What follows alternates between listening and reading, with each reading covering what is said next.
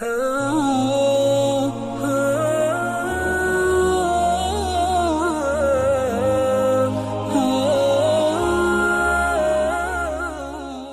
کے نیچے سبسکرائب کے بٹن پہ کلک کریں، بیل کے آئیکن پہ کلک کیجئے تاکہ ہر نئی ویڈیو کی نوٹیفیکیشن آپ کو ملے۔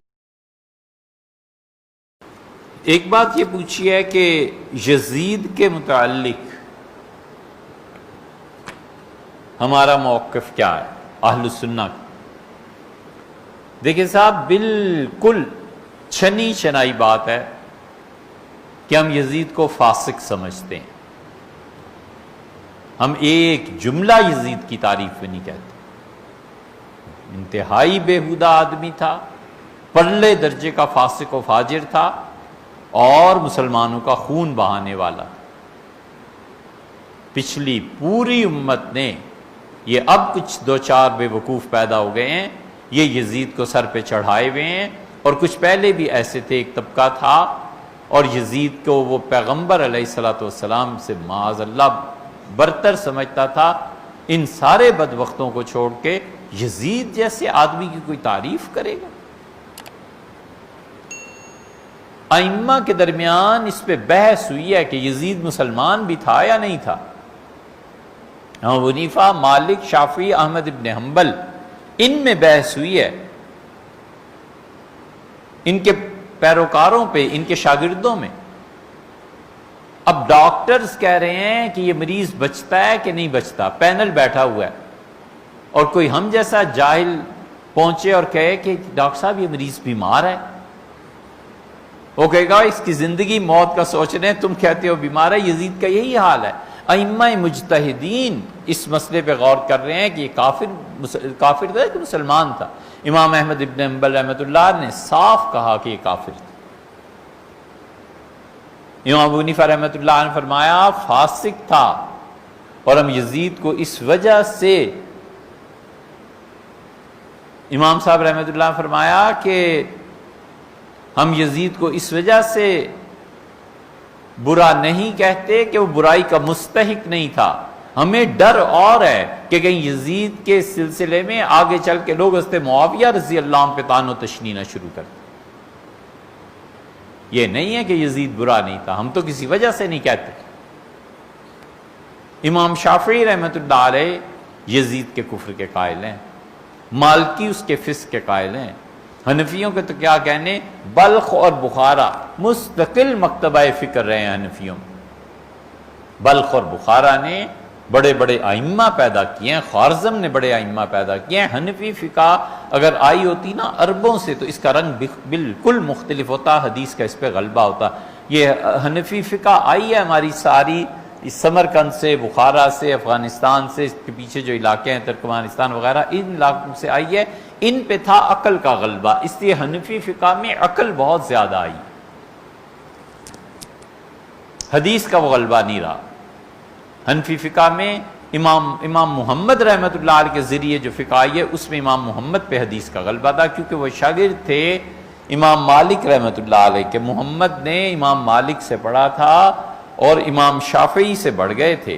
امام محمد رحمۃ اللہ علیہ نے فرمایا میں نے امام مالک رحمۃ اللہ علیہ کی زبان سے 700 احادیث سنی ہیں، اور امام شافعی رحمۃ اللہ نے ایک حدیث امام مالک سے نہیں سنی۔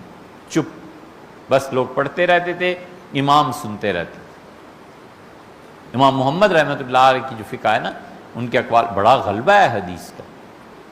یہ ائمہ بلخ اور بخارا، ان میں پورا مکتبہ فکر ہے جو یزید کو کافر کہتا ہے۔ یہ ہم حنفیوں کا حال ہے۔ کوئی چیز ہے جو اس سے چھوڑی؟ سیدنا حسین ابن علی رضی اللہ عنہما کی اس شہادت کا اثر کہاں تک پہنچا ہے؟ ترمذی اٹھائیں، ہم کہتے ہیں چھوڑ دو تاریخ کو، ترمذی حدیث کی کتاب ہے نا، اسے اٹھا لو۔ ترمذی میں آیا ہے کہ 1,00,000 سے زیادہ افراد کو حجاج ابن یوسف نے ہاتھ پاؤں باندھ کے قتل کیا، جانوروں کی طرح۔ اور یہ حجاج ابن یوسف تو اتنا بدبخت تھا کہ حضرت انس ابن مالک رضی اللہ عنہ کے ہاتھوں پہ مہریں لگا دیں کہ حکومت کا باغی ہے، انس رضی اللہ عنہ ہاتھ دکھاتے تھے، گردن دکھاتے تھے اور کہتے تھے لوگوں ان ہاتھوں سے رسول اللہ صلی اللہ علیہ وسلم کی خدمت کرتا رہا ہوں، انہوں نے کیا کیا میرے ساتھ۔ عبداللہ ابن عمر رضی اللہ عنہ کو شہید اس نے کیا، حجاج ابن یوسف، جہاں جہاں اسے پتا تھا کہ حکومت کے خلاف کوئی چنگاری کوئی اٹھ سکتا سب مار دو۔ یزید اس سے بدتر تھا اور وہ یزید سے بدتر تھا۔ اتنا اثر ہے حسین ابن علی رضی اللہ عنہ کی شہادت کا۔ ترمذی میں آتا ہے، حدیث سے کہاں جائیں، حدیث چھوڑ دیں۔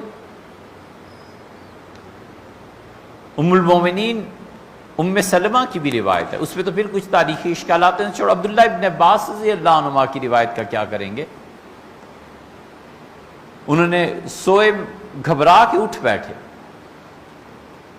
اور کہا میرے بچوں تاریخ لکھو۔ انہوں نے تاریخ لکھی 10 محرم۔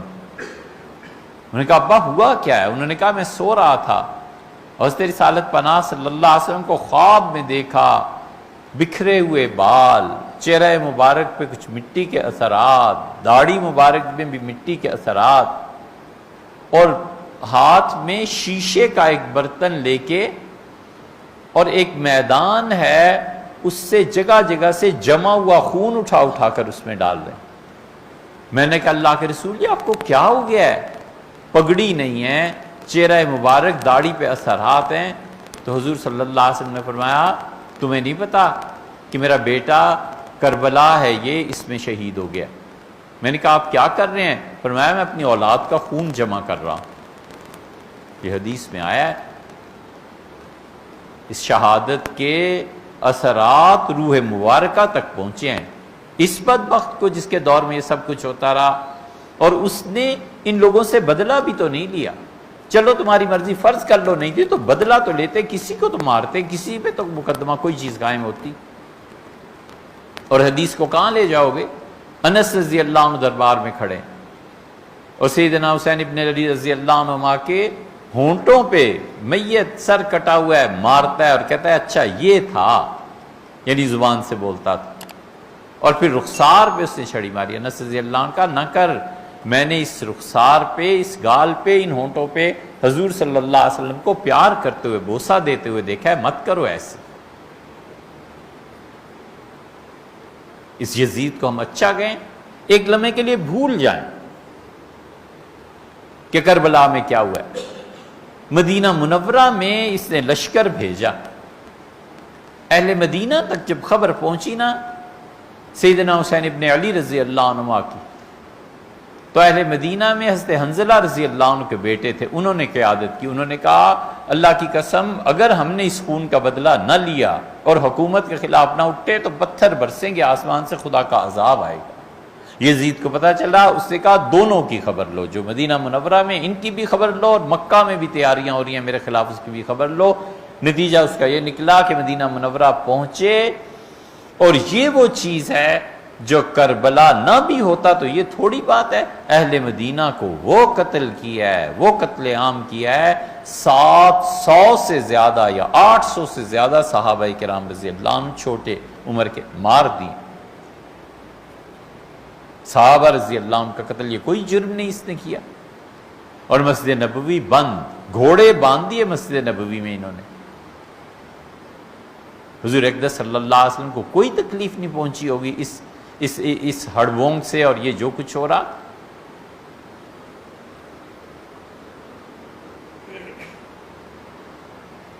مکہ مکرمہ میں جا کے پتھر برسائے ہیں اور بیت اللہ کی دیواریں توڑ دی، اور قریب تھا کہ فوج آگے بڑھتی۔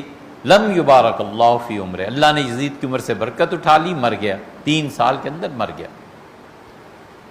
کہاں جائیں اس قصے کو لے کے، اور مر گیا۔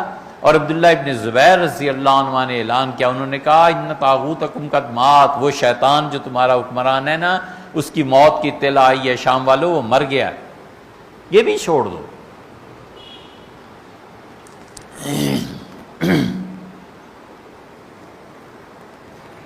یہ بھی چھوڑ دو۔ آخر آدمی نے ایک دن مرنا ہوتا ہے، کچھ تو اس کی اہمیت ہوتی ہے نا کہ کلمے پہ مرا، کفر بک کے مرا، کیا ان کے انجام کیا ہوئے؟ ترمذی میں آتا ہے، حدیث میں آتا ہے، حدیث کی کتابوں میں، تاریخ کو چھوڑو۔ کہ کوفہ میں شور مچ گیا کہ جا سانپ نکل آیا. راوی کہتا ہے ہم سب لوگ ہٹ گئے اور ہم نے دیکھا سیدنا حسین ابن علی رضی اللہ عنہما کے قاتلین کے سر لا کر رکھے گئے. تو سانپ آیا اور سانپ نے آ کے ان کے منہ پہ جھپٹا مارا، ڈسا، اور باوجود اس کے کہ وہ کہتے تھے اس کے ساتھ جسم نہیں تھا، کچھ نہیں تھا، وہ پھر بھی جو گردن تھی اس کو تکلیف ایسی ایذا پہنچی کہ ہلنے لگی. اور سانپ ان کے منہ میں داخل ہوتا تھا اور حلق سے داخل ہوتا تھا اور منہ سے نکلتا تھا اور ڈستا تھا. لوگوں کی ہمت نہیں ہوئی قریب جانے کی. یہ ان کا انجام ہوا ہے. یزید کی کوئی ایک بات ہو تو بیان کرے. اسی لیے امت میں کوئی اس طرف نہیں گیا، چاروں ائمہ کے متبعین کوئی نہیں گیا. یہ تو اب کل کے کہیں لفظ چھوکرے اور لونڈے، انہیں دو باتیں مل گئی، یزید قسطنطنیہ. یار کدھر قسطنطنیہ میں گیا؟ ہمیں بھی بتاؤ نا. حضور اقدس صلی اللہ علیہ وسلم نے فرمایا تھا کہ کیسر کا شہر جو فتح کریں گے، کیسر کا کون سا شہر تھا؟ پہلے تو یہ طے کرو. آپ کہتے ہیں کہ کیسر کا شہر استنبول تھا، اور ہمس کہاں گیا؟ وہ تو دارالحکومت تھا کیسر کا. حضور صلی اللہ علیہ وسلم تھا جو کیسر کے شہر پہ پہلا حملہ ہوگا وہ لوگ بخشے ہوئے. جی یزید پہلے لشکر میں کہاں شامل تھا؟ تاریخ اٹھا کر دیکھو. پہلا لشکر جو تھا اس میں عبد الرحمن بن خالد بن ولید تھے، اور انہوں نے کہا کہ ہم ہیں حضور اقدس صلی اللہ علیہ وسلم نے جن کے متعلق فرمایا تھا کہ ہم بخشے گئے، ہم نے کیسر کے شہر پہ حملہ کر دیا. یزید تو بعد کے مارکوں میں گیا. حضرت ابو ایوب انصاری رضی اللہ عنہ کا جنازہ پڑھایا. جب یزید فوج کا کمانڈر تھا تو سنت یہی تھی کہ جو کمانڈر ہوتا ہے وہی جنازہ پڑھاتا ہے. وہ اس طریقے کے تحت آیا جو اسلام نے رکھا ہے، وگرنہ اس لیے تھوڑی کسی نے آگے کیا تھا کہ سب سے زیادہ نیک یہی ہے. کوئی ایک بات ہو تو اس پہ بحث کرے نا. ائمہ جتنے ہیں یہ سب یزید کے کفر یا فسق کے قائل ہیں. جو روکتے ہیں وہ کہتے ہیں اس لیے روکتے ہیں کہ بات آگے تک نہ پہنچ جائے. کہ صحابہ کرام رضی اللہ عنہ کو برا نہ کہو. کون تھے صحابہ کرام رضی اللہ عنہ جنہوں نے کبھی یزید کی تعریف میں کچھ کہا ہو؟ نماز پڑھتا تھا تو پڑھتا ہوگا، اس زمانے میں سارے ہی نماز پڑھتے تھے. نماز کون چھوڑتا تھا؟ حافظ قرآن تھا تو ہوا ہوگا. لوگ حفظ کراتے تھے اپنے بچوں. یہ جو چیزیں اصل میں ہیں یہ کہاں لے جائیں گے؟ حرہ کے واقعے کو کہاں لے جائیں گے؟ کربلا کو کہاں لے جائیں گے؟ اس لیے یزید کو اچھا سمجھنا، اگر یہ اچھا فعل ہے نا تو سچے دل سے دعا کیا کرو کہ اللہ قیامت میں یزید کے ساتھ حشر فرما، اللہ اس کے ساتھ اٹھا. یہ کیوں نہیں مانگتے؟ اتنے سخت ہیں یزید کے بارے میں ہمارے علماء. فتاوی کی کتابیں آپ اٹھا کر دیکھیں، وہ کہتے ہیں پکا فاسق، پکا گناہ گار تھا. اور پھر وہ آگے لکھتے ہیں، آپ صوفیہ حضرت مجدد الفسانی سرہندی رحمۃ اللہ علیہ اپنے مکتوبات میں ایک جگہ لکھتے ہیں کہ معرفت عز و جل برآکس حرام است کہ خود را از کافر فرنگ بہتر نہیں داند. اللہ عز و جل کی معرفت حرام ہے اس شخص پہ جو اپنے آپ کو فرنگی کافروں سے اچھا سمجھے. فرمایا فرنگی کافر سے اپنے آپ کو بدتر سمجھنا چاہیے. اور پھر ایک جگہ لکھا ہے کہ اوکارے کو نہ یزید نے وہ کرتوت کیے کہ فرنگی کافر نے ایسے کرتوت نہ کی. حضرت شاہ ولی اللہ رحمۃ اللہ کی حجت اللہ البالغہ اٹھا کر دیکھیں، صاف شاہ صاحب رحمۃ اللہ لکھتے ہیں کہ یہ ظالم حکمران تھے. اس میں یزید کا نام لکھا ہے کہ یہ فاسق تھے. ابن کثیر کو پڑھ لیں، شیخ ابن تیمیہ رحمۃ اللہ علیہ جیسا ناقد اور شیعہ کے ساتھ جو ان کی شام میں ایک دوسرے کو سوال و جواب اور محلی کے جو جوابات انہوں نے لکھے ہیں، اس کے باوجود شیخ مجبور ہوئے ہیں یا اپنی رضا سے لکھا اس بات پہ یزید اچھا آدمی نہیں. کتنے حوالے چاہیے؟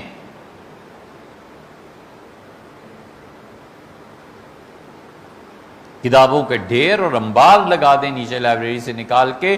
کوئی بتائیں امت میں جو یزید کو اچھا سمجھتا. شیعت ان کے ساتھ اختلاف وہ الگ چیز ہے یار، وہ الگ بحثیں ہیں۔ وہ اللہ تعالیٰ کی رویت کو نہیں مانتے، ہم اللہ کی رویت کو مانتے ہیں۔ وہ جادو کو نہیں مانتے، ہم جادو کے قائل ہیں۔ وہ صحابہ کرام رضی اللہ عنہم کو کچھ اور مرتبہ دیتے ہیں، ہم کچھ اور مرتبہ۔ یہ ساری بحثیں الگ ہیں، ہوتی رہتی ہیں، کوئی حرج نہیں ہے۔ لیکن کبھی یہ بھی بحث ہوئی ہے کہ یزید کو ہم لوگ اچھا کہیں، اہل تشیع اسے برا کہتے ہیں، ہم اس معاملے میں ان کے ساتھ بائیں طور ہیں کہ ہم بھی یزید کو برا ہی سمجھتے ہیں۔ حضور اقدس صلی اللہ علیہ وسلم کا گھرانہ، نبی کریم صلی اللہ علیہ وسلم کی پیشن گوئیاں، یہ شمر جب قتل کرنے آیا تو اس شمر کو پھل بحری تھی، برس تھا، جسم پہ داغ پڑے ہوئے تھے، تو سیدنا حسین ابن علی رضی اللہ عنہ نے اسے دیکھا اور کہا آؤ، اور مجھے پتہ ہے تم مجھے قتل کرو گے۔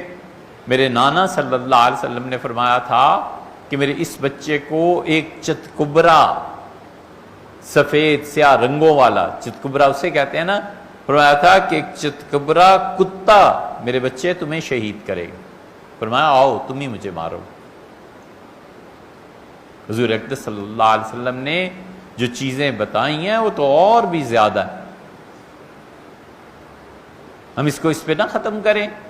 سعدی نے کہا، شیخ سعدی یہ جملہ سارے لوگ پڑھتے ہیں، انہوں نے کہا خدایا بحق بنی فاطمہ کہ برقول ایماں کنی فاطمہ، اللہ سیدہ فاطمہ رضی اللہ عنہا کی اولاد کے صدقے آخری جملہ لا الہ الا اللہ اس پہ موت آ جائے۔ حضرت مجدد الفسانی سرہندی رحمۃ اللہ اپنے مکتوبات میں لکھا ہے کہ والد صاحب کہتے تھے کہ سیدہ فاطمہ رضی اللہ عنہا کی اولاد کے ساتھ نیکی کرتے رہنا، اور فرماتے تھے کہ مدخل عظیم، جو شخص یہ چاہے کہ اس کا خاتمہ بالخیر اور ایمان کے ساتھ ہو، بڑا دخل ہے اہل بیت کرام رضی اللہ عنہ کی محبت کا، ان سے محبت کرتے رہنا۔ تو جب میرے والد کے انتقال کا وقت آیا تو میں نے کہا ابا جان اب یہ فرماتے تھے والد، اب یہ کہتے تھے، تو انہوں نے کہا مجھ سے پوچھتے ہو، میں جا رہا ہوں دنیا سے سرشاریم حضور صلی اللہ علیہ وسلم کے اہل بیت کی محبت میں سر سے پاؤں تک ڈوبا ہوا، سرشاریم، سرشار ہوں ان کی محبت۔ ہم تو بے ادبی سمجھتے ہیں کہ یزید کا مقابلہ ادھر کریں، بہت دکھ ہوتا ہے۔ یزید کہاں یار، حضور اقدس صلی اللہ علیہ وسلم کا خاندان، ان کے نواسے، ان کی نواسیاں، وہ لوگ ہی اور تھے۔ تو اس لیے یزید کے بارے میں صاف ہے۔ حنفی فقہا میں دو گروہ، کچھ اسے کافر کہتے ہیں، کچھ اسے فاسق کہتے ہیں، اس سے زیادہ کیا بات ہو سکتی۔